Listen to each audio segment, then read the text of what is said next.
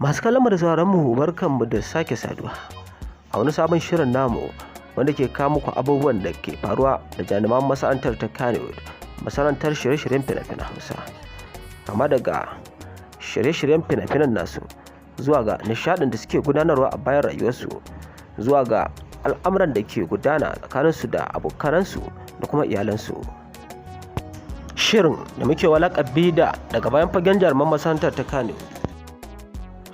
Jaruma Samha M Inuwa ta fi kowace jaruma a masana'antar shirye-shiryen fina-finan Hausa kuɗi da tarin dukiya. To, ko ta aka yi aka san haka? Kuma suwaye suka yi wannan ƙididdiga? Ku biyo mu a cikin shirin namu don warware muku wannan zare da abawa. Sai dai kafin tsunduma cikin shirin namu gadan-gadan, idan wannan shine karon ku na farko na zuwa wannan tasha tamu mai albarka ta hasken Afirka, ku danna mana subscribing, ku kuma danna mana alamar ƙararrawa, ku yi like, ku yi comment, ku bayyana mana ra'ayoyinku, domin hakan shine zai ba ku damar samun shirye-shiryen namu na daga bayan fagen jaruman masana'antar ta Kannywood a duk lokacin da muka dora.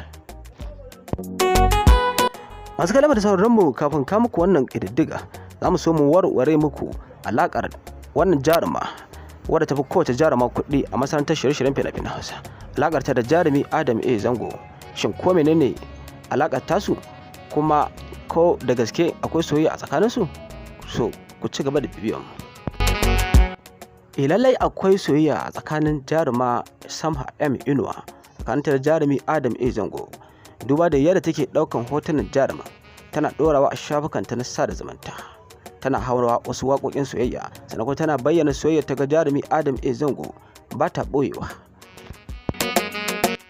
To bar kuma tsindama cikin makasudin shirin namu gadan-gadan, inda ake itifaƙin cewa jaruma Samha M Inuwa ta fi kowace jaruma mace kuɗi a masana'antar Kannywood, masana'antar shirye-shiryen fina-finan Hausa. Su waye suka yi wannan ƙididdiga, kuma ya aka suka gano haka? Wannan ita ce tambayar da tashar ta hasken Afirka za ta amsa muku a tare da ɓata lokaci ba. Bisa dogaro da wani faifan bidiyo da za mu sanya muku a yanzu, wasu mabiya shafukan sada zumuntar jaruma sun tabbatar da cewa jaruma Samha M Inuwa ta fi kowace jaruma kuɗi a masana'antar Kannywood.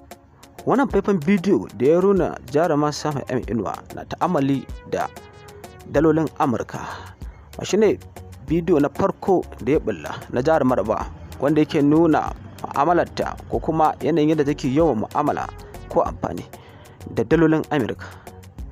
Ya sanya mabiya shafukan sada zumuntar sun yanke hukunci nan take na cewa jaruma Samha M Inuwa ai ta fi duka jaruman mata na masana'antar Kannywood kuɗi.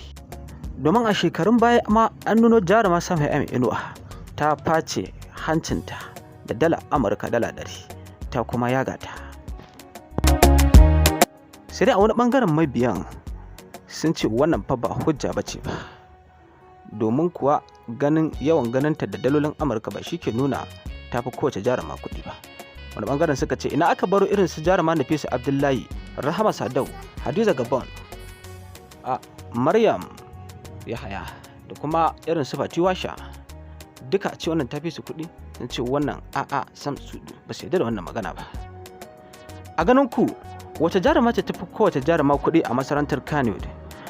Ku bayyana mana ra'ayoyinku ta hanyar danna mana subscribing da kuma danna mana alamar ƙararrawa da liking da comment.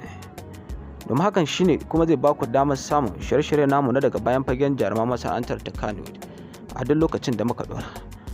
Ku ci gaba da kasancewa da mu, mu ma za mu ci gaba da kasancewa da ku a kowace rana.